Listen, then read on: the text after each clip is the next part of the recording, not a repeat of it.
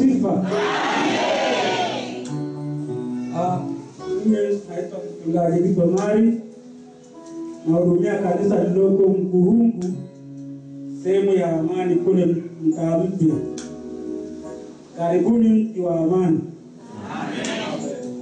Napenda niwasalimu kwa neno lile la Zaburi ya 125 mstari wa kwanza na wa pili. Naomba mmoja asome.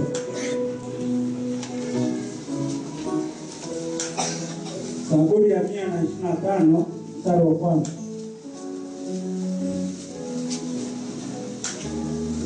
Wamtumainio Bwana ni kama mlima Sayuni ambao hautatikisika wakaa milele. Ndugu, simama kama huo mlima.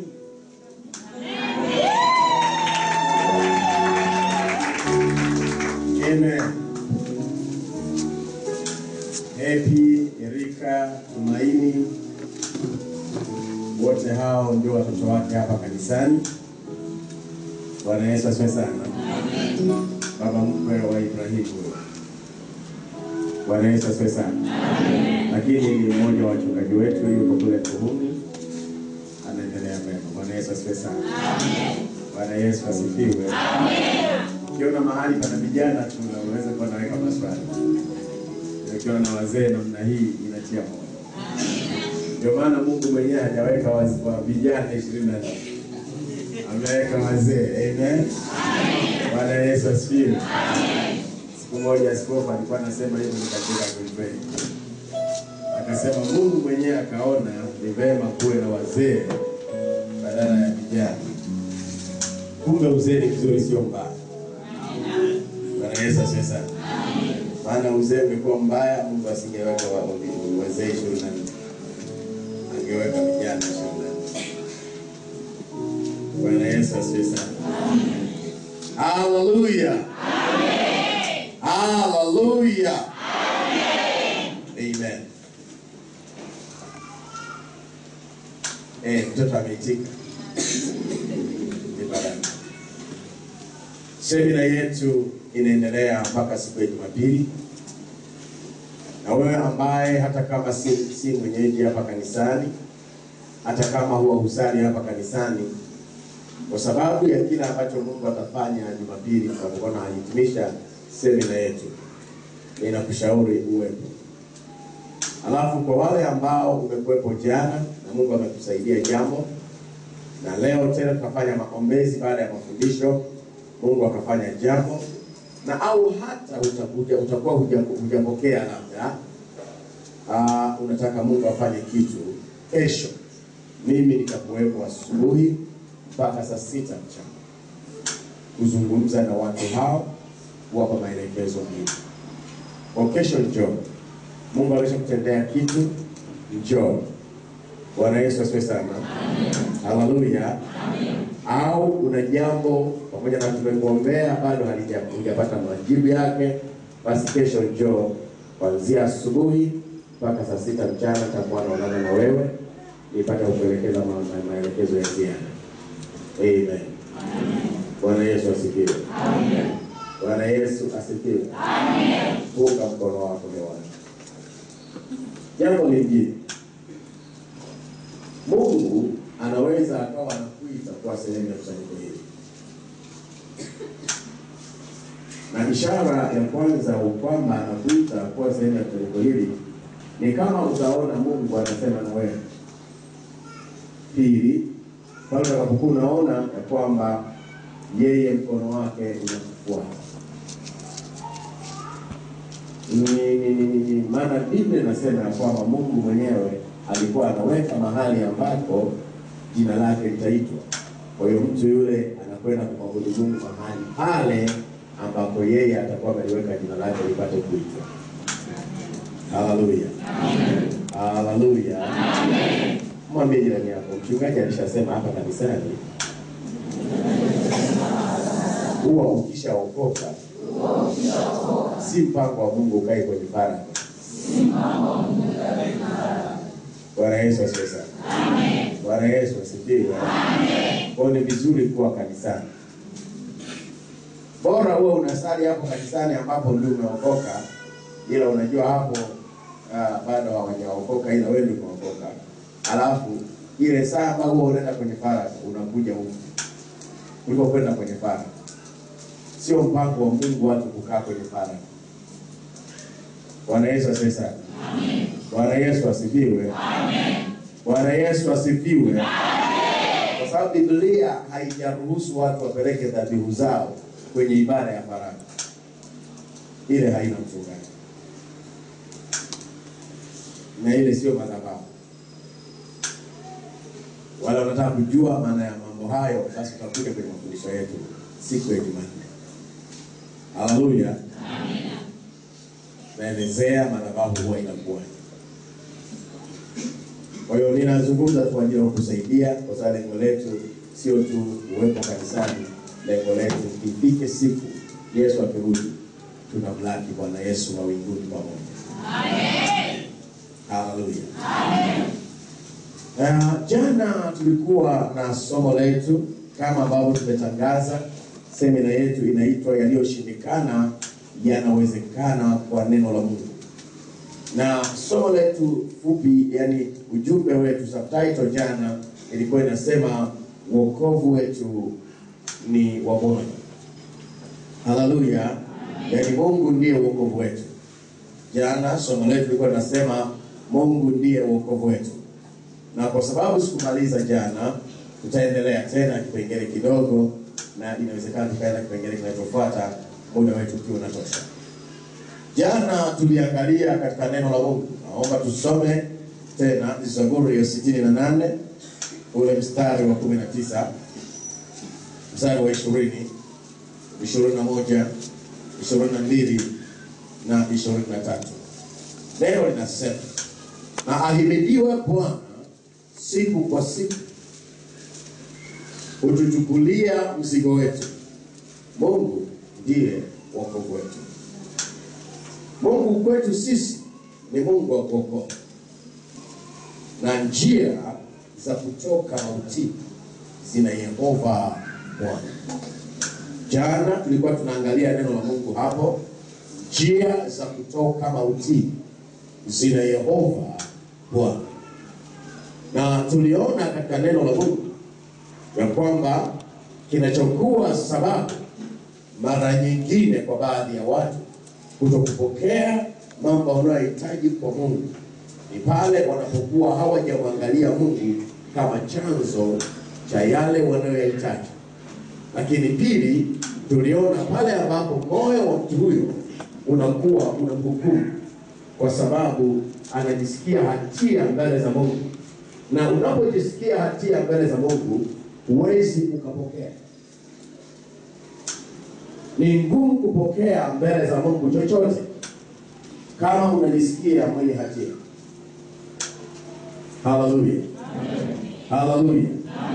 Sasa nilikuwa tayari nimeshazungumza mambo kadhaa, lakini nilipotoka, baada ya kutoka, moyo wangu ukawa unakumbushwa kwamba ningekuwa nimekusomea pia andiko la kitabu cha waraka wa kwanza wa Yohana sura ya 3 mstari wa 19 na wa 20. Ngoja nilisome halafu tuweze kuendelea. Nafahamu wako ambao hawakuwepo jana, lakini usiwe na shida. Ujumbe uliosemwa jana upo katika CD. Unaweza ukawaona wahusika, lakini pia ujumbe wa jana utazungumzwa leo tena kwa sehemu, na mambo mengine yataendelea sawa sana ambapo Mungu amekusudia. Angalia mstari wa 19. Neno la Mungu linasema, katika hili tutafahamu ya kwamba tu wa kweli, nasi tutaituliza mioyo yetu. Hebu sema, natakiwa kuwa na utuliza moyo wangu. Natakiwa kuwa na utuliza moyo wangu. Sema kwa sauti, sema kwa sauti. Natakiwa kuwa na utuliza moyo wangu. Haleluya. Amen. Nasi tutaituliza mioyo yetu mbele zake ikiwa mioyo yetu inatuhukumu. Huko wakati moyo wako una uwezo wa kuhukumu, wakati Mungu hakuhukumu. Amen. Bwana Yesu asifiwe. Moyo una uwezo wa kuhukumu wakati Mungu hakuhukumu. Unaweza ukawa unajihukumu kwa jambo ambalo si dhambi, lakini wewe unajihukumu kuwa umekosea Mungu. Maana moyo unakuhukumu wakati si tatizo, ila moyo unakuhukumu. Sasa wakati moyo unakuhukumu, unapaswa kuutuliza, kwa sababu Mungu ni mkubwa kuliko moyo wako. Wewe unajijua. Wakati nilipokuwa form 2 nilitoa mimba. Sasa nataka kupokea kitu kutoka kwa Mungu, lakini moyo wangu unaniambia wewe ni mwenye dhambi, ulitoa mimba. Lakini najua nilishawahi kutubu. Mimi nimetubu. Lakini moyo wangu unakataa kuamini nimeshasamehewa. Najisikia mkosaji, najisikia mwenye hatia. Hali hiyo ya kujisikia mwenye hatia, shetani huitumia kupanda mapepo ndani ya mioyo ya watu. Hali ya kujisikia mwenye hatia, shetani huitumia kupanda mapepo ndani ya maisha ya watu. Na ndio sababu wako watu wengine wameombewa na kuombewa na kuombewa, hawaponi, hawafunguki, kwa sababu kila siku wanajihesabu ni wenye hatia. Na ninaposema wenye hatia, si tu katika yale uliyoyatenda, ni pamoja na yale ambayo yanatajwa ni ya familia.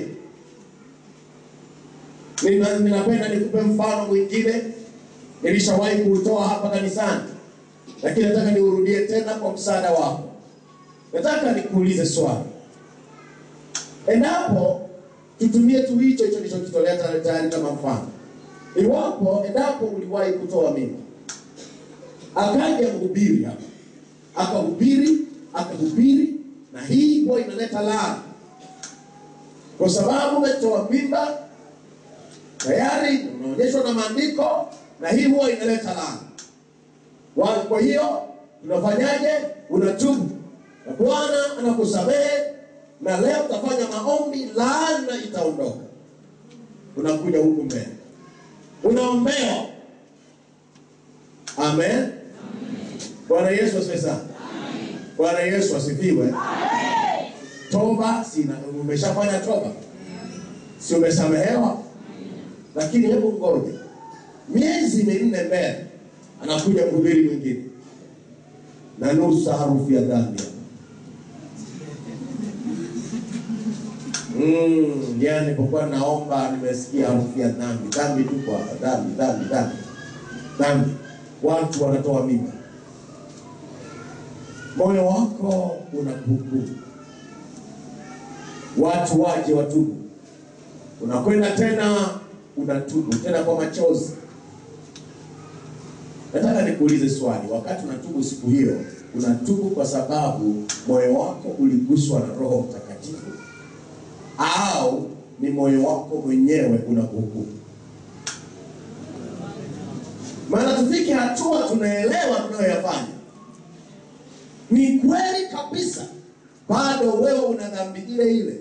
Kwani ulitoa tena mimba nyingine? Ni mimba ile ile ya zamani. Ila moyoni huamini kusamehewa. Na hapo ni shetani ndiye anayekuchezea. Na nataka nikwambie wewe, hata ukiombewa mara 30 utapona, kwa sababu moyo wako haujapata uhakika wa masamaha ya dhambi.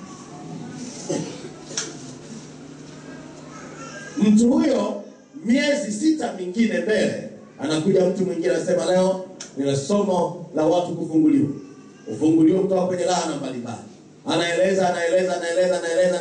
Kwenye maelezo lazima atasema na kutoa mimba. Moyo wako tena hapa, nilitoa mimba. Yanafanyika maombi tena. Wewe kila siku uko kwenye mwanzo, haujawahi kutoka. Na kwa sababu haujawahi kutoka, hujawahi kumwabudu Mungu.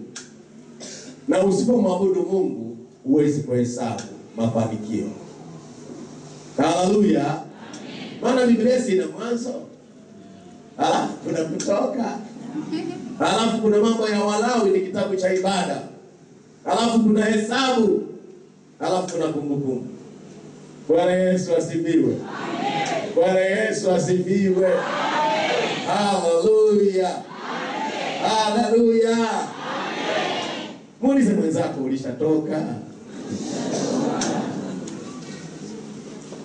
Usibaki bado mwanzo. Lazima ifike hatua umetoka. Na kutoka lazima uamini ulichotendewa na Bwana Yesu. Nataka nirudie hicho kipengele tena. Si tu dhambi yako. Mungu anapokusamehe unapookoka, umepata msamaha hata wa dhambi ya ukoo wenu. Haleluya.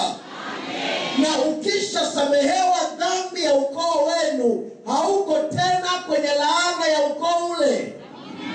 Ile familia au walioko huko ambao bado hawajaamini ndio ambao bado wako kwenye laana.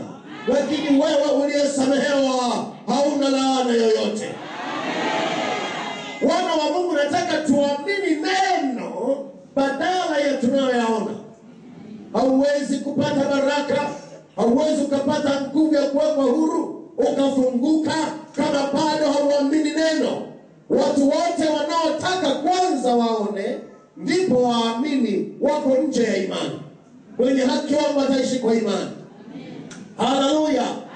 Haleluya. Ndio sababu tunao watu wanaoombewa na kuombewa na kuombewa, lakini hawapati msaada kwa sababu wanangoja mabadiliko kwanza, halafu ndipo waamini. Yule anayeamini hana laana baada ya kuona mafanikio kwenye kila eneo. Aone hana laana baada ya kuona alikuwa anauma kiuno hakiumi tena. Yule ambaye anataka aone watu wote wa nyumba yake mambo yao yamenyoka, ndipo aseme hayuko na laana. Huyo atangoja mpaka Yesu arudi. Ndio maana unaambiwa utaendelea kufanyiwa huduma za kufunguliwa mpaka Yesu arudi, kwa sababu hutaki kuamini neno la Mungu. Na hapo maana yake hutoki. Nataka nikwambie hivi, hutaki na unaukataa wokovu. Maana yake unaukataa wokovu. Nisikilize mtu wa Mungu. Maana ya ukombozi ni maachilio. Maana ya ukombozi ni kufunguliwa, ni kuachiliwa. Lakini maana yake kubwa ni kusamehewa. Kwa hiyo kama umesamehewa, maana yake umekombolewa. Na kama umekombolewa, maana yake umefunguliwa. Na kama umefunguliwa, maana yake hauna laana. Lakini mambo unayoyaona yanaweza yakawepo yanayofanania, lakini wewe utayapinga kwa imani ukijua hayana uhalali kwenye maisha yako. Haleluya. Kwa namna ile, namna ya kuyashinda ni rahisi mno. Haleluya. Haleluya. Namna ya kuyashinda ni rahisi mno. Na ndio maana hautakuwa na hofu hata ya kungoja uwekewe dawa ya kwamba laana hii kuivunja ni 300,000, laana hii kuivunja ni 500,000, laana hii kuivunja ni 1,000,000. Nataka mtu wa Mungu kaelewe ya kwamba ukombozi ulinunuliwa kwa damu. Hautanunuliwa kwa fedha, hautanunuliwa kwa dhahabu, hautanunuliwa kwa mavazi, hautanunuliwa kwa chochote. Ukombozi ni una gharama, na gharama yake ni mtu. Anayekombolewa ni mtu, anakwenda mtu mwingine kwa niaba yake. Yuko mtu mwingine aliyeitwa Yesu wa Nazareti, Yesu Kristo mwana wa Mungu aliye hai. Yeye ndiye aliyekwenda badala yako, afungwe ili wewe uachiliwe, achapwe ili wewe uachwe huru, afe wewe upate kuishi. Bwana Yesu asifiwe. Baada mambo haya yanafanyika, wewe ulishakombolewa. Sema amina. Sema tena amina. Nataka kwa haraka uangalie neno la Mungu kwenye kitabu cha Waefeso. Haleluya. Angalia kwanza kitabu cha Waefeso. Waefeso sura ya 1, nasoma ule mstari wa 7.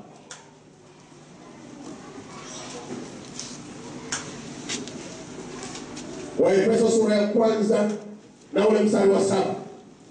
Yaliyoshindikana yanawezekana kwa neno. Ndio maana kuaminisha neno la Mungu. Neno la Mungu sio maneno ya mhubiri, sio msisimko wa mhubiri, bali neno lenyewe. Biblia inasema mstari wa 7, katika yeye huyo, nani? Yesu Kristo. Kwa damu yake, katika yeye huyo, kwa damu yake. Haleluya, haleluya. Tunao ukombozi wetu, tayari tumekombolewa. Tunao ukombozi wetu, tunao ukombozi wetu, tunao ukombozi wetu, tunao ukombozi wetu, tunao. Sema ninao.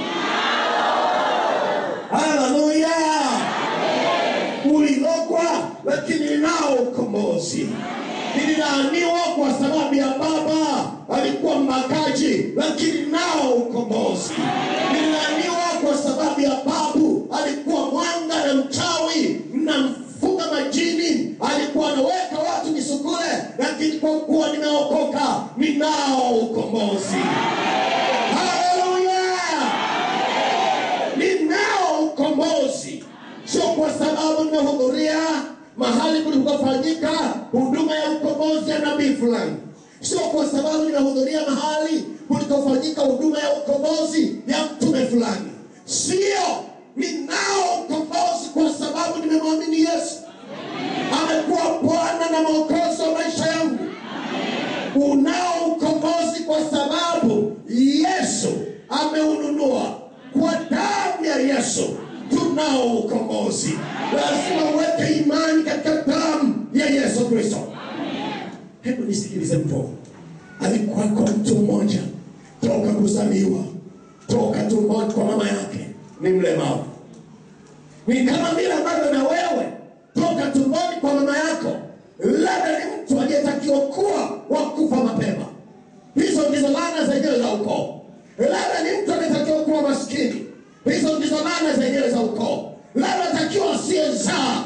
La, hizo ndizo laana zenyewe za ukoo. Ndizo roho zenyewe za ukoo. Yako mambo yanakufuata. Lakini Mtume Petro anasema, bali imani katika jina, imani katika jina imemfanya mtu huyu anao uzima mtimilifu.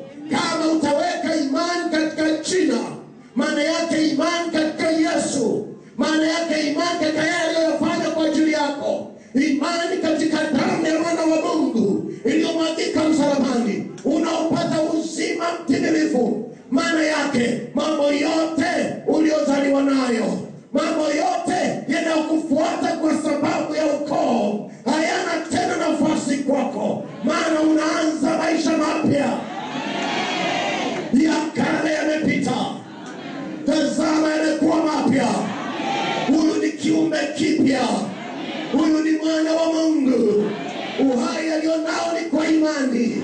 Oh, haleluya. Oh, haleluya. Usiseme habari ya baba alikuwaje. Usiseme habari za bibi alikuwaje. Usiseme habari za baba alikuwaje. Usiseme habari za walivyokuloga. Huyo aliyelogwa alishakufa. Wewe unaishi maisha mapya. Mambo ya mauti. Sema amen. Amen. Sema tena amina. Amina. Sema tena haleluya. Haleluya. Sema tena amina. Amina. Inawezekana. Lolote unaloliona haliwezekani, inawezekana kama utajua ya kwamba wokovu wako ni Mungu mwenyewe. Kwetu sisi Mungu ni kimbilio. Tena ni wokovu. Ni msaada unaonekana tele wakati wa mateso. Lakini pia njia za kutoka mautini zina yeye. Kwa kuwa yeye ndiye aliyechukua mauti yetu. Kwa kuwa yeye ndiye aliyechukua magonjwa yetu. Sasa nataka nikupeleke hatua kwa hatua. Najua nikienda namna hii wako wengine ambao tawapoteza. Lakini ngoja niende hatua kwa hatua ili sote tuweze kuelewa. Hata yule ambaye ndiye anaanza kusoma Biblia leo Hebu tuanze na andiko hilo hilo nililolianza nalo, Zaburi ya 68. Angalia Zaburi ya 68. Neno la Mungu linasema, haleluya, Mungu atakipasua kichwa cha adui zake. Mungu atakipasua kichwa cha adui zake. Haleluya. Kwa nini hakusema atavipasua vichwa, ila akasema kichwa? Unasoma Biblia yako vizuri? Mungu atakipasua kichwa cha adui zake. Adui zake ni wengi, lakini anasema kichwa kimoja. Haleluya. Nimefuatilia tafsiri mbalimbali za Biblia, neno likabaki kuwa ndilo hilo hilo. Mungu atakipasua kichwa cha adui zake. Maana maadui wako wengi. Mwingine ni jini, mwingine ni mwanga, mwingine ni mtu tu mjanja wa mjini, amekuwa tapeli, lakini kichwa chake ni kimoja. Wote wana kichwa kimoja, kinaitwa Ibilisi, kinaitwa Shetani. Wote wana kichwa kimoja.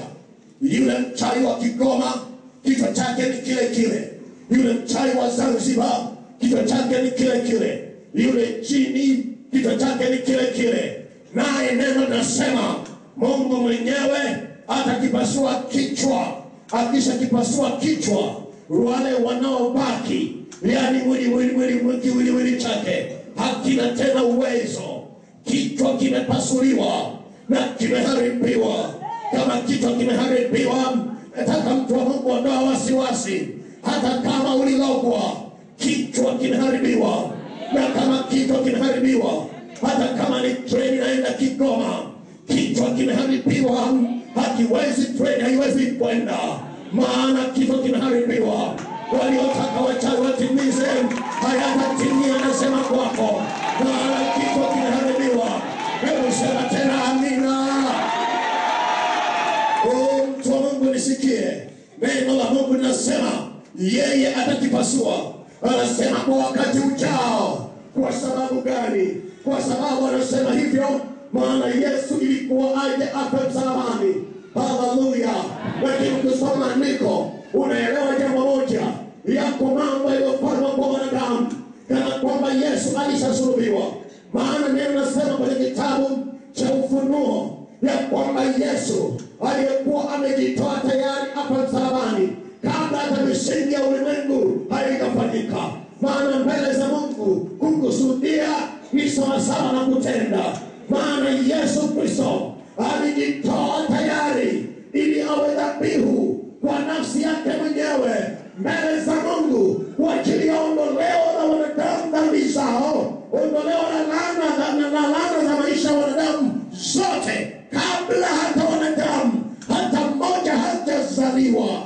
Maswali yako ya kusema shetani wa nini, Mungu hakujua, mambo sijui yalikuaje, nataka wewe uelewe ya kwamba wewe ni mwanadamu uliyeumbwa na Mungu. Kwani kikae kuuliza mfinyanzi, kwa nini kilichoumba kimuulize aumbaye? Nataka wewe tu uelewe uko duniani kwa ajili yake yeye aliyekuumba, naye aliandaa wokovu kwa ajili yako. Na huo ndio mpango wenyewe ya kwamba Yesu alisulubiwa hata kabla wewe haujatokea. Na mimi nataka nikwambie, na sasa nataka uelewe Yesu alishughulikia mambo hayo. Nataka nikwambie hivi, huyu mwingine anayefanya uchawi leo, mwambie amechelewa. Amechelewa. Nasema amechelewa. Ni sawasawa na anayetega mtego wakati ndege wanamuona, huwa hawaendi kwenye huo mtego. Maana ndege nao wana akili, na ndege ni mfano wa mambo yote haya. Nataka mtu wa Mungu elewe ya kwamba huyo mchawi anayefanya uchawi wake amechelewa, kwa sababu Yesu alishatangulia kuiharibu kazi yenyewe kabla haijafanyika. Hiyo kazi ilishaharibiwa. Mchungaji uelewi, mchawi mwenyewe ni wa Zanzibar, huwa anafanya uchawi wake chini ya bahari. Wewe niambie, hata kama ni uchawi wa majini 10,000, lakini nataka nikwambie kwamba Mungu wetu kwa mauti ya Yesu ya msalaba alishakipasua kichwa cha adui zako. Kichwa cha adui zako kimepasuliwa. Kichwa cha adui zako kimepasuliwa. Haleluya. Hivi kujiuliza ni kwa nini? Kwa nini Musa anyosha tu fimbo bahari igawanyike?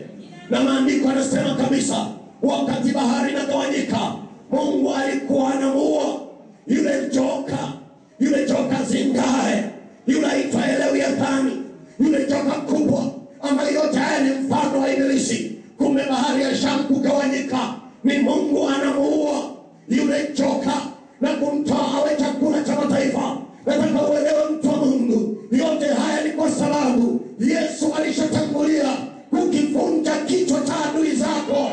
Bwana Yesu asifiwe. Kwa nini Musa anasimama pamoja na sanduku la agano? Mto Yordani unasimama wenyewe, unaacha kwenda unakotakiwa kwenda. Maji yake yanaanza kurudi yalikotoka, kinyume cha maumbile.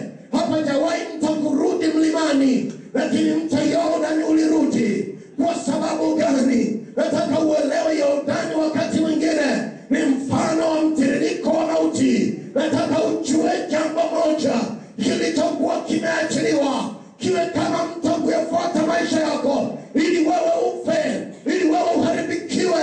Yesu anapoingia njiani anazuia, anasema rudi ulikotoka. Anasema rudi ulikotoka. Na anasema arudi alikotoka. Mshale wa kukua urudi ulikotoka. Back to sender. Hebu sema back to sender. Sema tena hata kama ujui Kiingereza, back to sender. Hallelujah. Hallelujah. Hallelujah. Inarudi kwake aliyeituma. Ndio maana Biblia inasema akichimba mtu shimo, yeye aliyelichimba ndiye atakayetumbukia. Atakayetekesha mawe ya kudondokee. Anangojea ni atapita saa ngapi? Atapita saa ngapi? Atapita saa ngapi? Utakapokuwa unapita atakuwa amelala usingizi. Bwana Yesu asifiwe.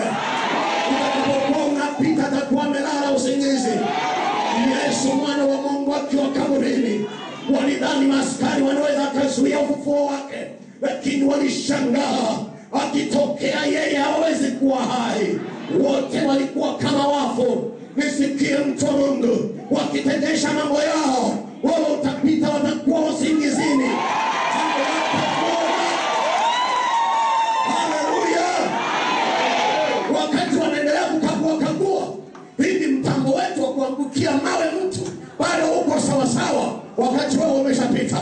Ndipo inakuwa kama vile amekosea, inateguka yenyewe, inamponda yenyewe. Anakufilia mbali. Natangaza mauti yake yeye akuchukiaye. Natangaza mauti yake yeye anayekuloga. Anakuania salamiwa. Anakuania salamiwa. Yeye akulaania salamiwa. Atakaye kula nyama yako kichawi, huyo mtu ataanguka naye atasagwa, hatakuwako tena. Amen. Kana rabasaka. Roho sakana rabasaka. Rando robosinda na kama ilamo. Yakatara basanda. Utatafuta adui yako hutamwona. Ndivyo neno linasema. Ngoja nikusomee. Oh haleluya. Ramandara basaka. Rikatara mandara kama ilamo. Neno la Mungu linasema usiogope kwa maana mimi ni pamoja nawe. Usifadhaike kwa maana mimi ni Mungu wako.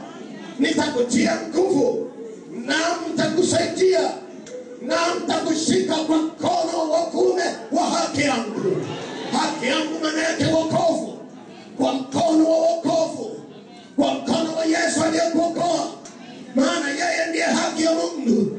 Yesu Kristo mwana wa Mungu ndiye haki ya Mungu. Yeye mwenyewe ndiye sidikenu wako, sidikenu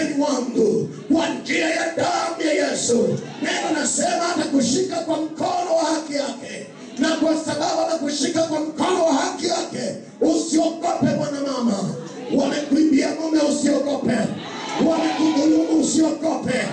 Wamepanga kukuua, usiogope. Lakini neno la Mungu linasema ya kwamba tazama, wote waliona hasira juu yako watatahayarika na kufadhaika. Watu washindanao nawe watakuwa si kitu na kuangamia. Ole wa yeye anayechagua kuwa adui yako wakati wewe umeshakuwa mwana wa Mungu. Maana anayekuchukia anajitafutia kuwa adui wa Mungu. Ndio maana amesema hautawaona baadaye, watakuwa wamepigwa, hautawaona baadaye. Haleluya, haleluya. Ndio maana unatakiwa uondokane na tabia za kishetani, hata kumchukia adui yako ili Mungu ampige. Anza kumwombea mema ili uhalalishiwe wewe kuondolewa adui. Haleluya, haleluya, haleluya. Hautamwona adui mbele yako. Iko njia mbili, atakuwa amegeuka kuwa rafiki yako. Njia ya pili, atakuwa ameshakufa. Kama hageuki kutubu, atakuwa ameshakufa. Lakini labda atakuwa ametubu na kugeuka kuwa rafiki yako. Hautamwona adui mbele yako. Yeye ashindanaye na wewe, yeye awazaye mambo mabaya juu yako, yeye anayekusudia jambo baya, hautamwona. Na neno hili maana yake si mwanadamu pekee, ni pamoja na mapepo, ni pamoja na majini. Watu wote wanaomwamini Yesu hawatayaona majini. Kwa nini? Kwa sababu Bwana atakuwepo kutangua kazi zote za ibilisi.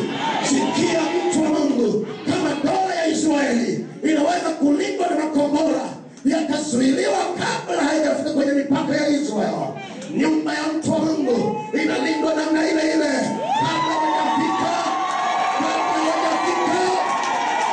kabla hawajafika, wanatunguliwa na bomu linaloharibu miza, bomu linaloharibu makombora liko pamoja na wewe. Jina lake ni neno la Mungu, jina lake ni damu ya Yesu, jina lake ni neno la unabii, jina lake ni ngao ya imani, jina lake ni neno, jina lake ni Yesu wa Nazareti. Hiyo ni mitambo ya kutangua makombora kabla haijafika. Hautawaona maadui zako, hautawaona kutembelea nyumbani. Ndio maana jana tu neno dogo nilisikia jana limezuia. Usidhani kwamba hawakuja, walikuja wakakutana na moto.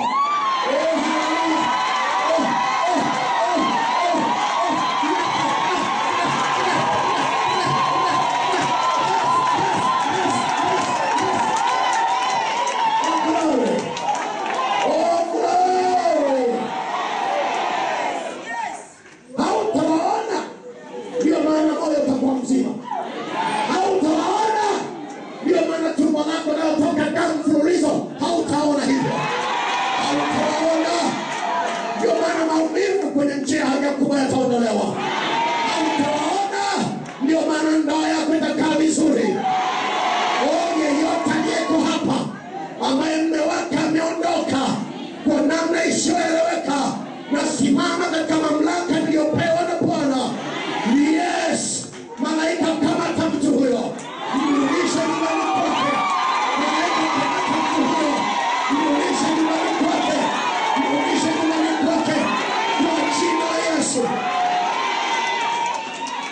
Hallelujah, hallelujah, hallelujah. Na haribu mahusiano yaliyopo kati ya mwanamume huyu na hao wanawake wanamharibu akili. Na haribu nguvu za uchawi kati yao. Leo funguka mwanamume, rudi kwa mkeo. Leo funguka mwanamume, rudi kwa mwanao, katika jina la Yesu.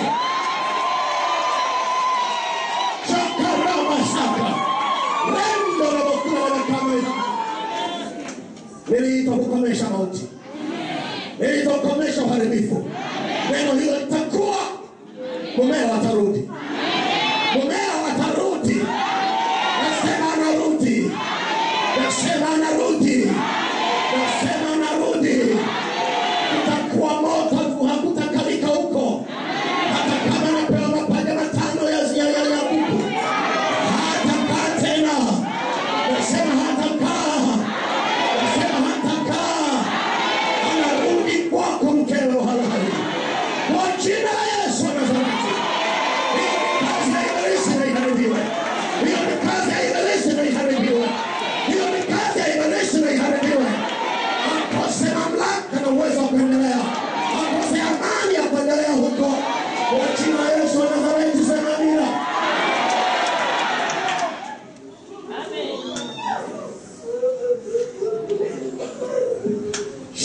basaka.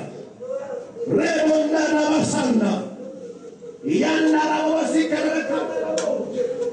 Ori manda na basaka. Hallelujah. Rabo sikera kama rabo. Neno la Mungu linasema utawatafuta wala hutawaona. Wale wapiganao nawe watakuwa si kitu. Watakuwa kama kitu kisichokuwa. Wale waliofanya vita juu yako hautawaona. Nasema hautawaona tena. Hautawaona wanga nyumbani mwako. Hautawaona waliokuwa wanakuchawia. Hautawaona tena. Hautawaona, watakuwa si kitu. Wale wanaoinua mambo kinyume na maisha yako hautawaona. Nasema hautawaona. Bwana, vita sio vyako, vita ni vya Bwana. Naye anaitwa mtu wa vita. Yeye anapiga kelele ya vita. Yeye kama shujaa anapiga kelele ya vita. Naye anachaji kuelekea kwa adui yako. Oh, ninaona singe, ninaona upanga, ninaona anaharibiwa adui yako. Hatasimama mbele yako. Wokovu wetu ni wa Bwana. Bwana kama ameniokoa, hakuna atakayezuia. Wokovu maana yake ni afya. Wokovu maana yake ni haki. Wokovu maana yake ushindi. Wokovu maana yake amani. Wokovu maana yake mafanikio. Hakuna atakayezuia. Hakuna atakayezuia. Hakuna atakayezuia. Nasema hakuna atakayezuia. Nasema hakuna atakayezuia. Hakuna atakayezuia. Hakuna atakayezuia. Hakuna atakayezuia. Waliweka namna wewe mfanya kazi, wao wachume wewe ufanye kazi, ila kinachotokea kwa kazi yako wao wachukue kwa njia unayoijua au usiyoijua. Lakini nasimama leo kuanzia sasa, kwa neno hili hautafanya kazi mwingine ale. Hautapoteza fedha kwa njia usizojua. Mali zako hazitapotea kwa njia usizojua. Maadamu umejiunganisha na neema ya Yesu, maadamu Yesu amekuwa Bwana na Mwokozi wa maisha yako, yeye aliye neema yetu, yeye ndiye ukombozi wetu. Na ukombozi kwa lugha nyingine ni kwamba anakuwa ngome, na anapokuwa ngome anakuwa hatari kwa yule anataka kuja kuwa tatizo kwako. Yeye ametoa upanga wake. Ni nani atakayezuia? Adui hatafika tena. Adui hatafika tena. Wewe ambaye umekuwa unafanya kazi lakini huoni fedha, umekuwa unajitahidi lakini mambo ni magumu, natamka kwa mamlaka ya jina la Yesu, yeye aliyenituma, yeye atakuwa umande kwenye maisha yako. Yeye usimamaye mbele zake, yeye anasema yeye atakuwa sababu ya jangwa lako kuwa shamba la uzao. Hautafanya kazi ya kuchosha tena. Hautafanya kazi ya kuchosha tena. Nasema hautafanya kazi ya kuchosha tena. Hautafanya kazi ya kuchosha tena. Hawajawahi kuona mtu mwenye uwezo kama wewe kwenye nyumba yenu. Lakini kuanzia leo, wewe umebadilishwa jina. Wewe umebadilishwa jina. Wewe umebadilishwa jina. Ni mtu aliyebarikiwa. Ni mtu mwenye nazo. Ni mtu mwenye uwezo. Ni mtu wa kuonewa wivu. Sema amen. Utakwenda popote, lakini pesa zitakufuata. Utakwenda popote, mali zitakufuata. Hazitakukimbia tena, zitakufuata ulipo. Petro alikuwa anakimbiwa na samaki, lakini Yesu alipokuja maishani mwake, samaki wakawa wanamkimbia. Hata kama nyavu zinaoza, samaki wanabaki. Nasema maisha yako yanabadilika. Pesa itakuja, wateja watakujilia, na utainuka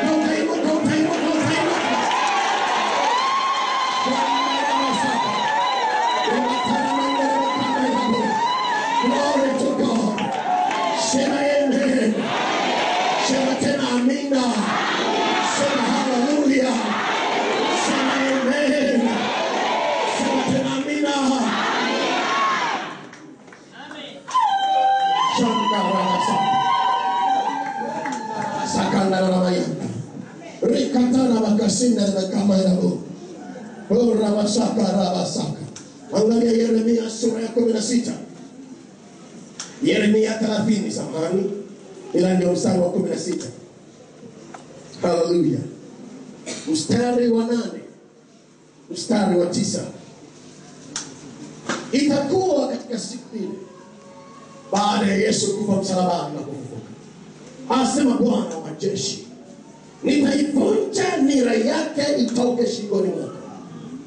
Ulikuwa na nira ya magonjwa, ulikuwa na nira ya umaskini, ulikuwa na nira ya kushindwa, lakini Bwana anasema anaivunja nira hiyo. Na nitalipa swali vifungo vyako. Wala wageni hutawatumikia tena. Wewe ambao unaonewa na majini, wewe ambao unaonewa na mapepo, wewe ambaye mizimu kwenda kutesa kwa kisingizio cha kwamba utaitambikia, sikiliza, liko tambiko kubwa kuliko yote. Ni tambiko la Yesu. Haleluya. Wametambikia baharini, usiogope. Wametambikia kwenye kichuguu, usiogope. Walienda kwenye msitu wa Kongo, usiogope. Walifanyaje sijui kwenye mto, usiogope. Walifanya uchawi kwenye njia panda yenye njia 4, usiogope. Lakini yuko Yesu Nazareti ambaye tambiko lake ni kubwa. Yeye alitambikwa ili kutambua matambiko mengine yote. Haleluya.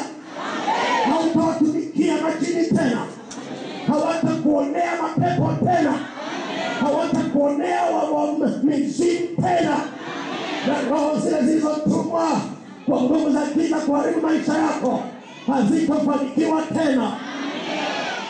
Yuko mtu hapa, ulikuwa umeketi ni saa za 9, saa 10, saa kama hizo, ghafla ukaona kama upepo kadogo tu, halafu ghafla mwili wako kama ulikuwa kama unataka kuishiwa nguvu, kama vile sijui inakuwaje. Natoka hapo imekuwa ni mfululizo, mara moyo, mara kiuno, mara tumbo, mara miguu, mara kama inachanganyika, haujielewi. Hata unapopima, mara unasema huna ugonjwa, mara unasema ni typhoid, mara ni malaria. Mambo hayaeleweki. Pesa zako zinapotea kwa njia hiyo, na mambo yako mengi yanakuwa hayaendi sawa. Leo hii nataka nikwambie, hiyo ni kazi ya Ibilisi, imeharibiwa. Haitakuwa hivyo. Nasema haitakuwa hivyo. Haitakuwa hivyo tena. Oh, haleluya. Yuko mtu hapa ambaye mguu wake huu, angalia mguu wake huu, una kitu kinachochoma kutokea kwenye nyonga. Imekuwa ni jambo la muda. Umetafuta namna ya kuondokana nalo, imekuwa ngumu. Bwana anasema hautamtumikia tena adui. Bwana anasema hautamtumikia adui. Nao utapata kujua yuko nabii katikati yetu. Nimetumwa na Bwana kukomesha mauti. Nimetumwa na Bwana kukomesha uharibifu. Kwa jina la Yesu. Kwa jina la Yesu wa Nazareti. Na kama unajua kuna chochote cha kichawi kwenye maisha yako, kila ukija kwenye ibada hii ujue kitaondoka hata kama hujaombewa. Haleluya.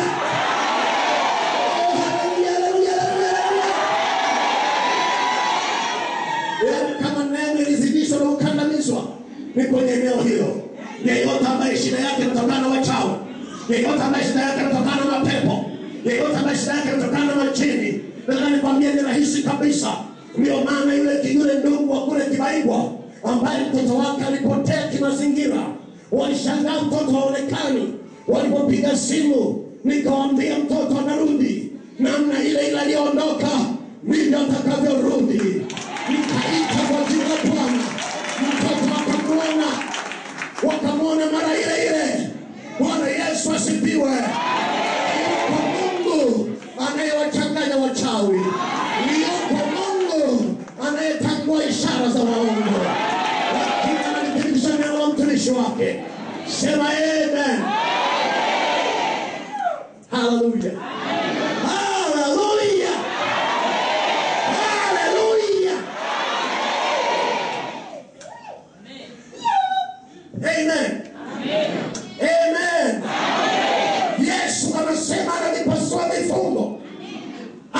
kuvunja nira. Amefanya hivyo kwa kazi ya msalaba. Kwa haraka nikwambie tena, maandiko yanasema mauti ya Yesu ya msalaba imezivunja kazi za ibilisi. Hiyo ni waraka wa kwanza wa Yohana 3:8b. Mauti ya Yesu Kristo ya msalaba inamharibu ibilisi mwenyewe. Ufuteleni. Kama vile Daudi alipomangusha Goliati na Wafilisti walikuwa wanaogopa, wanajikojolea, wanajinyea. Inapotokea Goliati wakasimama, wakaua Wafilisti. Nami nataka nikwambie, unaweza kabisa kushinda mapepo yote. Unaweza kabisa kushinda uchawi unaokuonea. Wala hauhitaji nabii aje nyumbani kwako. Wewe unachotakiwa kujua ni kwamba kichwa kimeshakatwa. Bwana amepasua kichwa cha adui. Haleluya. Haleluya. Ibilisi ameharibiwa. Waisraeli walipoona kwa macho, wakaona maiti ya Farao baharini, wakaona maiti ya majemadari na nyota zao wameshakufa baharini, wakaona na mafarasi yamekufa na magari yaonekana yamezama, maana yalikuwa ya chuma na yale yalikuwa ya miti na yenyewe yanaelea. Wakamwamini Mungu, wakamcha na mtumishi wake Musa. Haleluya. Wewe umeendelea kuonewa kwa sababu nafikiri Mungu, labda kuna wakati Mungu hana nguvu. Si ndio maana ukiwa Kristo hivyo wewe ulienda kwa mganga? Hebu niambie, ulienda kwa mganga ulikuwa na maanisha nini? Si ulikuwa unajua Mungu hawezi? Utubu, hiyo ni dhambi mbaya sana. Nini kinachokuambia mara kwa mara kwenye TV uangalie habari anazozieleza shehe yao anasema alishakufa, unaangalia habari za mtoto wake anayosema? Nini kinachokuambia uangalie gazeti, uangalie zile nyota zinazoeleza? Kama hauna tatizo. Na kwa nini upendi huduma za neno la Mungu, ila huduma za watumishi wanaofanania uganga wa kienyeji? Hizo ndizo unazozipenda. Mwambie mwenzangu mtakasika. Haleluya. Haleluya. Sema tena kwa jirani yako, mchungaji anasema utakasike. Shetani hana mamlaka. Na mapepo wamenyang'anywa uwezo. Na kazi zao zimeharibiwa. Mtu mwingine akija hapa anasema, mchungaji, wewe unataka nikuelezee tatizo lililo kubwa. Hakuna tatizo kubwa. Nakwambia nililogwa. Yaani waliloga. Na chungu walichotumia kuniloga nafikiri wanakivunja. Na nazi walizotumia kunilogea na zenyewe zimevunjwa. Namna ya kunilogoloa haiko. Sasa mchungaji, labda uelewe, ili ufanye maombi makubwa,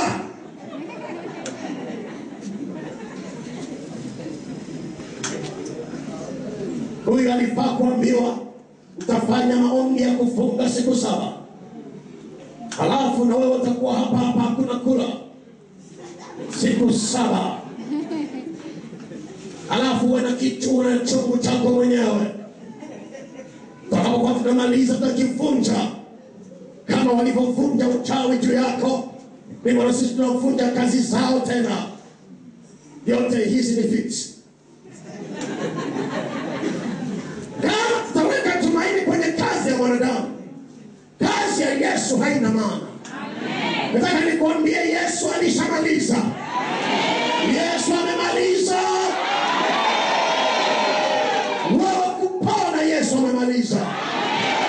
Laana yako yote alishaivunja. Ulishakombolewa. Umekombolewa kutoka kwenye nguvu za giza. Nasema umekombolewa. Nasema umekombolewa. Sitasahau siku moja kwa nahubiri redioni, mchungaji Catherine alikuwako. Simu ikaingia kwenye simu yangu, akasema na ugonjwa wa moyo, hali ni mbaya, mtu huyu yuko Msalato, Bwana Yesu asifiwe. Nikamwambia ya kwamba huo moyo ni wa shetani, nikiwa na maana ni pepo.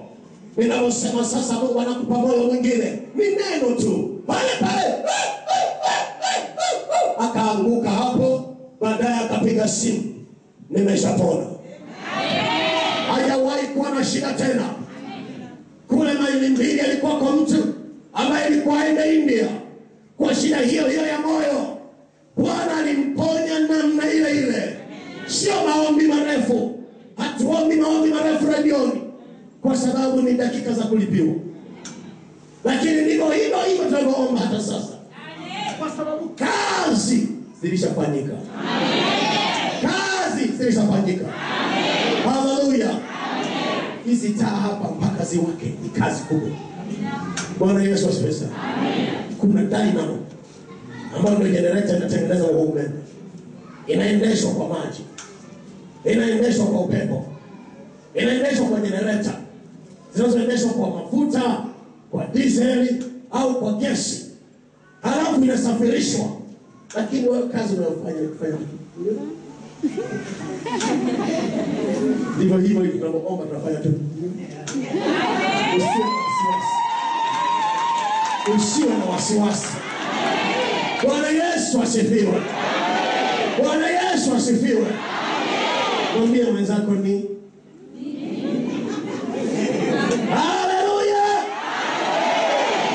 Alafu wengine nafikiri wamezoea. Wamezoea ndio kijana wangu. Wamezoea kupiga magoti. Huyu sasa ndio ana mapepo. Haleluya. Ndio sasa ninaomba kwa jina la Yesu. Pepo. Ewe pepo. Kwa jina la Yesu.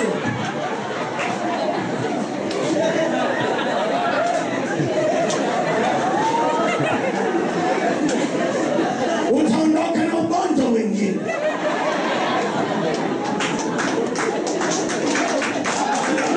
Hakuna sababu ya haya. Bwana pepo haondoki kwa nguvu ya ugali. Hivi ulishawahi kuona remote ya TV ikiwa haina battery au battery zimeisha, unapobonyeza kwa nguvu ndio inawaka? Lakini weka battery tayari. Bwana Yesu asifiwe.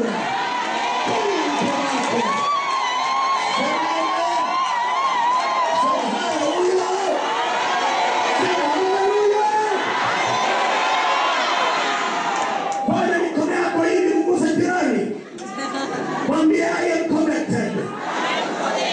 Nimeunganishwa na mbingu. Pepo hawezi kukaa. Nimeunganishwa na mbingu. Ugonjwa hawezi kukaa. Nimeunganishwa na mbingu. Uchawi hauna nguvu. Wala sihitaji maneno marefu. Mbingu inatimia.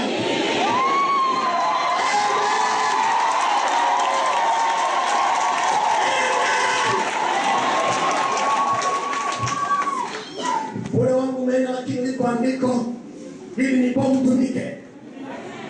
Alikuwa kwa baba mmoja alikuwa anahubiri pale kanisani kwetu miaka hiyo ya zamani.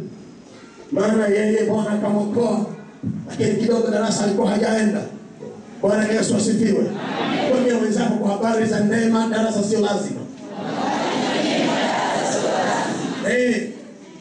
Ina umuhimu wake, lakini sio lazima. Kitokea darasa uenda, usijisikie vibaya. Atendaye ni yeye. Haleluya. Kwa hiyo yeye alikuwa anasema shetani anamgomole, sisi tunapomtumike. Yana anashinda kusema atomic bomb. Bwana Yesu asifiwe. Sasa hili andiko nataka kuachilia bomb tumike. Bwana Yesu asifiwe. Bwana Yesu asifiwe. Haleluya. Leo umekuja unaumwa, hautarudi unaumwa. Hautarudi unaumwa. Umekuja una matatizo kwenye shughuli zako, neno limeshasemwa tayari. Mambo yako yananyooka. Kwa hiyo nitumie lugha hiyo mlioizoea. Yuko mtu hapa tena ni wawili. Mwingine mwanamume, mwingine mwanamke. Una kitu kinachoitwa gundu. Sasa hilo kundu leo linaondolewa. Damu ya Yesu inakutakasa. Damu ya Yesu inakutakasa. Damu ya Yesu inakutakasa. Wako watu watatu hapa ambao maisha yao yameharibiwa kwa maana ya nyota zao za mafanikio kuibiwa. Haya ni mambo ya kichawi, na ndio lugha naweza kuelewa mtu wa kawaida. Nataka nikwambie hivi ya kwamba leo unarejeshewa. Leo unarejeshewa. Leo unarejeshewa. Kesho tutafanya kazi ya uharibifu kwa shetani.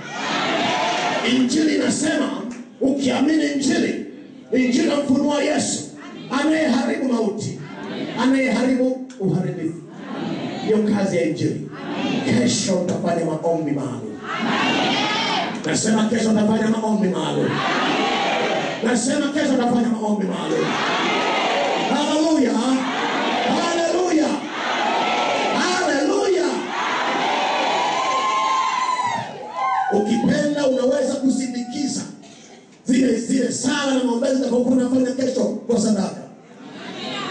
Bwana Yesu asifiwe. Ukipenda.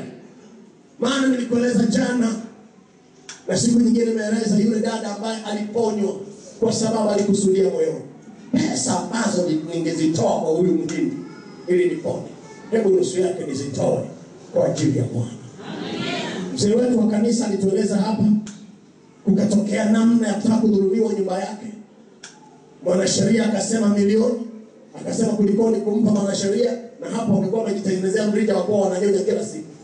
Wanasheria huwa nisamehe kama kwa hapa, huwa wakati mwingine wakiona kuna kitu hapa ndio utakuwa wananyonya kila siku. Hii imetokea hivi, unaona kama kuna kosa kidogo la kisheria, wote wanaelewana, huyu anayekusimamia na yule anayemsimamia adui yako wanaelewana, maana wote ni watoto wa mama mmoja, nao wanakula kwa kesi. Kwa kesi yako kuendelea, wanaliwa yule na wewe unaliwa mpaka baadaye sana. Asikiaye na afahamu. Haleluya. Haleluya. Kini mzee wa kanisa akawa na hekima, akaamua kutoa nusu ya hiyo. Alishuhudia mwenyewe hapa. Na kwa sababu hiyo Mungu ametetea, hakuna kesi, lakini nyumba imerudi. Bwana Yesu asifiwe. Na yule dada naye Bwana akaponya mkuu uliomsumbua toka akiwa na miaka 6. Wakati mwingine utoaji wako unaweza ukawa na njia, maana unasababisha moto wa madhabahu ufanye nini? Ukipenda kesho unaweza ukasindikiza, lakini kesho naomba maombi. Kama kutakuwa na ulazima kuombea mmoja nitaomba, lakini kama vipi nitaomba kwa ujumla, na Roho wa Bwana atakuja juu yako. Mambo yako yatabadilishwa. Haleluya. Haleluya. Kesho waambie watu kama kuna mtu anafahamu ana shida, ni ukimwi, ni kansa, kama kuna mtu anajua tatizo ya nyumba yake, ndoa, watoto sio wanasumbua, hata kama ujina wewe unapokuja unakuja nao kiimani ndani yako. Wewe kwa sababu ya kuja na picha, si unawajua? Wewe ndio unayewajua na Mungu anawajua. Ama sababu ya picha, wewe njoo mwenyewe. Alafu unasema hawa ni watoto wangu na wahudhurisha madhabahuni pa Bwana. Haleluya.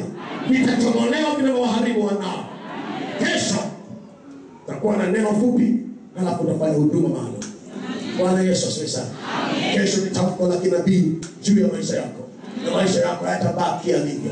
Yaliyoshindikana yanawezekana. Sasa angalia kitabu cha Sefania. Hii ni bomb tumike, atomic bomb.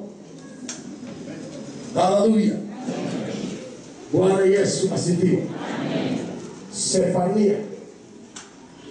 Kitabu cha Sefania kipo kwenye Agano Jipya, mbele kidogo ya kitabu cha Luka. Amen. Ni sawa sawa. Wana wengine wasome Biblia. Ulifungua mpaka uende yaliyo.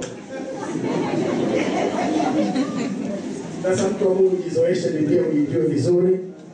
Fungua kitabu cha Sefania. Kitabu cha Sefania sura ya 3. Haleluya. Haleluya. Akisoma sura ya 3 kuanzia mstari wa 14. Imba binti Sayuni. Piga kelele Israeli. Furahi na kushangilia kwa moyo wako wote binti Yerusalemu. Bwana ameziondoa hukumu zako.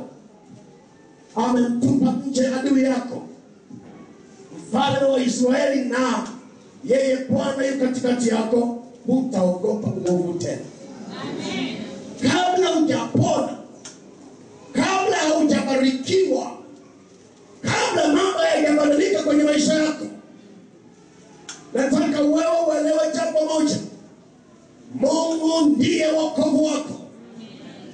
Na kama Mungu ndiye wokovu wako, imba, shangilia, furahi. Wamesema kuna virusi, wamesema ni kansa, wamesema hutazaa tena, wamesema ndio mwisho, ndoa imekwisha, wamesema sijui nini, lolote lile waliolisema, nataka nikwambie Bwana anasema kwa imani, shangilia kabla. Maana kwa nini? Bwana ameziondoa hukumu zako. Unajua kwa nini shetani pale nafasi maishani mwako? Kulikuwa na hukumu ya Mungu juu yako. Nataka nikwambie mchawi asijisifu. Ni kwa sababu tu kulikuwa na hukumu juu yako, ndio maana mkono wako uliruhusiwa. Lakini unaporejea kwa Bwana, Bwana ameziondoa hukumu zilizokuwa juu yako. Na akiziondoa, yeyote anayekuhukumu, yeye Mungu atampiga. Haleluya. Amemtupa nje adui yako. Hebu sema adui yangu ameshatupwa nje. Kwa hiyo alikuwa anasumbua moyo, ametupwa nje. Anasumbua tumbo, ametupwa nje. Anasumbua tumbo la uzazi, ametupwa nje. Vidonda vya tumbo, ametupwa nje. Haleluya. Yule dada aliyekuwa anashuhudia hapa vidonda vya tumbo, alikuja nikamweleza neno la Bwana. Nikamwambia msamehe mhusika. Baada ya kumwambia msamehe, pale kaanza ni jini. Jini lilivyoondoka, vidonda vya tumbo, viuno, moyo wote, amekaa vizuri. Nataka nikwambie adui yako Bwana anamtupa nje. Adui yako Bwana anamtupa nje. Leo hii sasa, ilishafanyika zamani, ila leo nakuja kupokea ya kwamba adui yako anatupwa nje. Adui yako anatupwa nje. Haleluya. Haleluya. Amen. Nataka mstari huo nikusomee kutoka katika tafsiri nyingine ya Biblia. Inasema hivi: For the Lord will remove his hand of judgment and disperse the armies of your enemy. Bwana ataondoa mkono wake wa hukumu juu yako, na kwa hiyo atatawanya majeshi ya adui zako. Hiyo ni Biblia, tafsiri inayoitwa The Living Bible. Neno la Mungu linasema, and the Lord himself, the King of Israel, will live among you. Na Bwana mwenyewe mfalme wa Israeli ataishi pamoja na wewe ndani yako. At last, your troubles will be over. You will need fear no more. At last, mwisho, mateso yatakoma. Masumbufu yanakoma. At last. Mwambie mwenzako at last. Na ndiye imefika. Hatimaye. Imetimia. Sitasumbuka tena. Eti silali. Maumivu. Ndikira wakija ndio nawaza tu kaja tena nakwambia ngumu hizo. Mwambie no more troubles. Kwa hiyo usiogope. Hebu nisaidie kumgeni mnyako hajaelewa, usiogope. Mwambie usiogope. Misumari kwenye tumbo haitakuweko tena, usiogope. Wale wanaokuja kuonea uchawi usiku hawatakuweko tena, usiogope. Maana Bwana mwenyewe atakaa pamoja na wewe. Atakuwa wigo wa moto ukuzunguka. Atakuwa utukufu ndani yako. Sema amen. Sema tena amina. Sema haleluya. Naruka nasoma mstari wa 19. Mstari wa 19 nasoma. Anasema, behold, at the I will deal with all your oppressors. Tazama wakati huo nitawashughulikia wote wanaokandamiza. Mwambie wanaonikandamiza wanashughulikiwa. Sema hello. Hello ya Mkapa. Na ya Kikwete. Alafu hello ya Yesu. Hallelujah. Hallelujah. Wanaokukandamiza Bwana mwenyewe anawashughulikia. Ndio maana nimetuma kusema neno hili. Hautawaona wanaokuloga tena. Bwana wakandamiza waliokandamiza. Bwana anawafunga waliokutafuta kukufunga. Bwana anawakamata waliokuteka. Wanafanya mateka. Wale wakulao wanaliwa. Sema amen. Wale wakulao wanaliwa. Sema amen. Sema tena amina. Virusi vitaonekana kwenye damu. Sema amen. Ugonjwa wa zinaa uliokataa dawa hautaonekana tena. Sema amen. Kichwa kinachouma kimekataa maombi hautakiona tena. Sema amen. Shida ya tumbo ya kudumu hautaiona tena. Sema amen. Matatizo ya kifedha yanayokuandama mfululizo hayutayaona tena. Sema amina. Unakopa microfinance,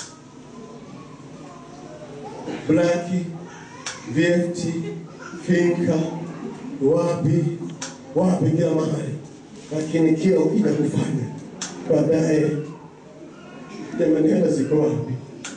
Ndio wanaanza kufuatilia mkopo wetu hela hazipo. Wewe unakuwa mtumwa.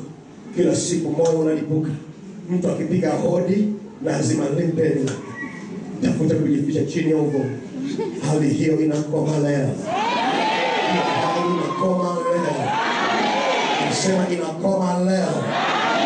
Aliyekuwa na kula mali yako leo hii analiwa.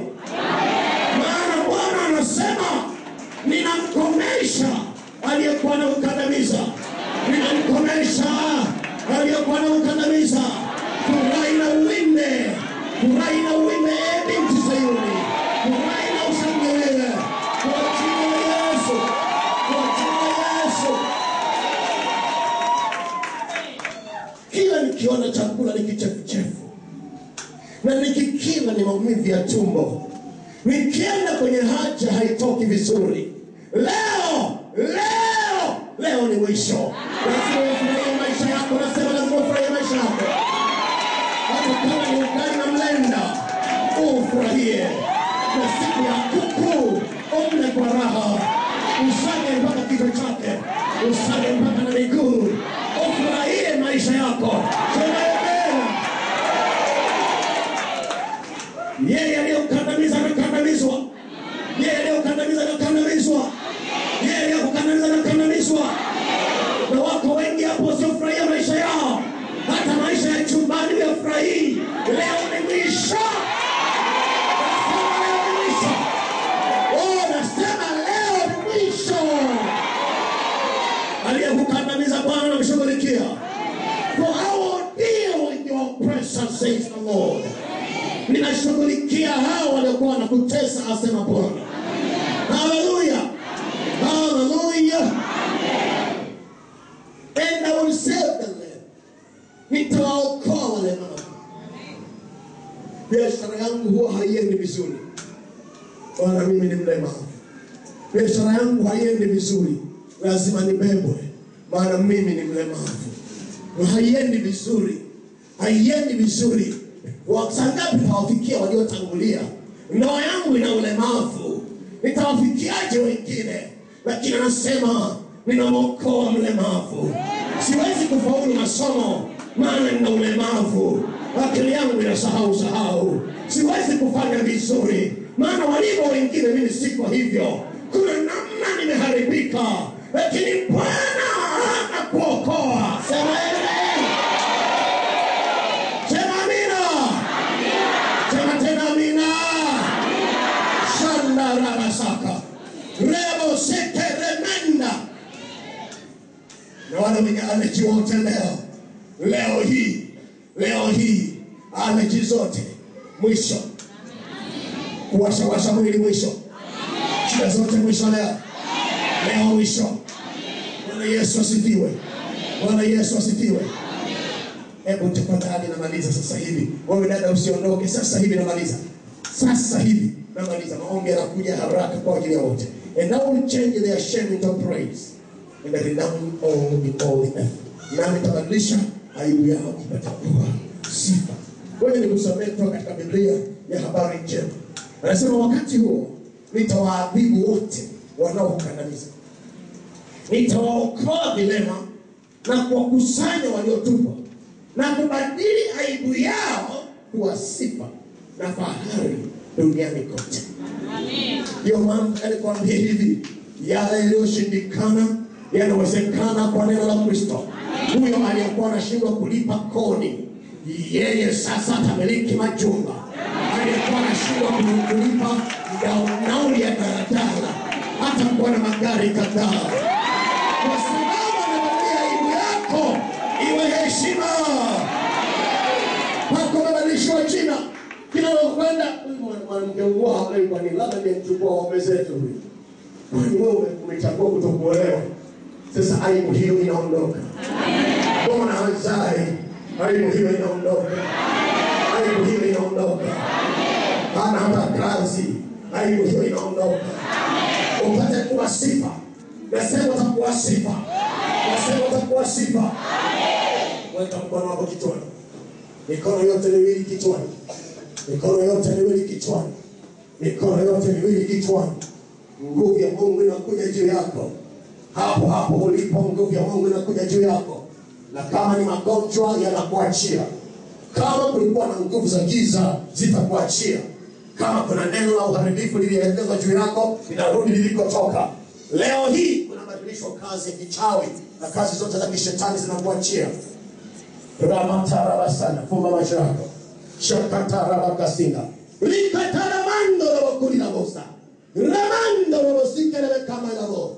Baba nithibitisha neno lako ambalo umelinena katikati yetu kwa kumponya mtu huyu, kwa kumfungua mtu huyu, kwa kumwondoa katika vifungo na laana. Ni kwa jina la Yesu wa Nazareti. Funguka! Funguka! Nataka kufunguka kwa uchumi wako. Nataka kufunguka kwa mapato yako. Nataka kupona kwa ndoa yako. Na mwita mpenzi wako arudi. Moyo wake ukurudie. Katika jina la Yesu. Masumbufu yote yakome. Kila namna ya kuibiwa kichawi ikome. Na mkomesha yule aibaye. Na mkomesha yule haribuye. Na mng'oa yule aliyekaa kati yako na mume wako. Na mharibu yule aliyekaa kati yako na jina yako. Bwana atembee katika jina la Yesu. Moto roho. Naita moto. Yes, Father. Moto umoe panga na shetani tumboni. Moto umoe panga na shetani katika tumbo. Kwa jina la Yesu. Kwa jina la Yesu wa Nazareti. Shanda rabo saka. Rikatara mandiri koma yao. Shamosa. Shamosa kapakasa. Reko tagamanda rababasa. Shanda rabasa.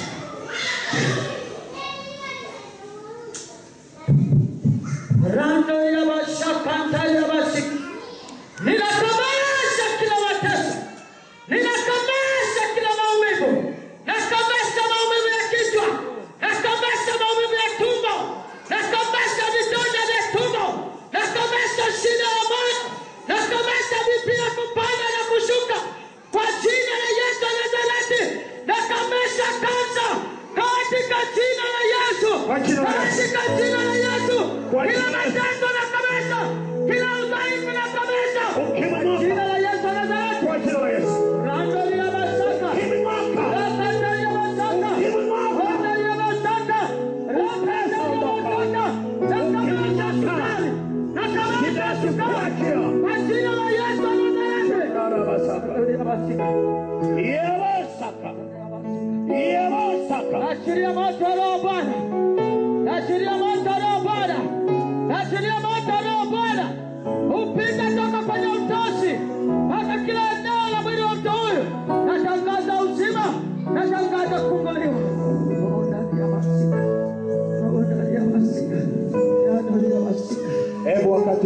simama. Simama dakika moja.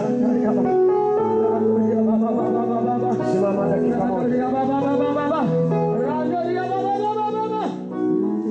Dakika moja tunamalizia. Wale ambao wanadhani nimesema habari zao wakati nahubiri, hebu njoo uje usome mstari huu. Wakati nahubiri unadhani nimesema habari zao, labda habari ya tumbo, labda habari sijui gani, kwa neno na kwa msema. Soma tu kwenye mstari huu. Na upande huu simama hivi. Waambie wasimame tu kwenye mstari. Simama tu kwenye mstari. Rama saka na wakula osa.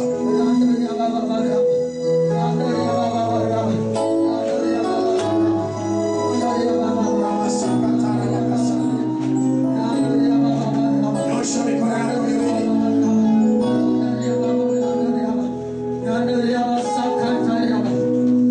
Tutakuwa tunawaombea hawa hapa, alafu wengine mnakuja. Tunawaombea hawa hapa, alafu wengine mnakuja. Tumeelewana? Usiweke mstari mingi, nataka mstari mmoja tu. Mstari mmoja tu. Wanaombea wanaondoka. Hallelujah.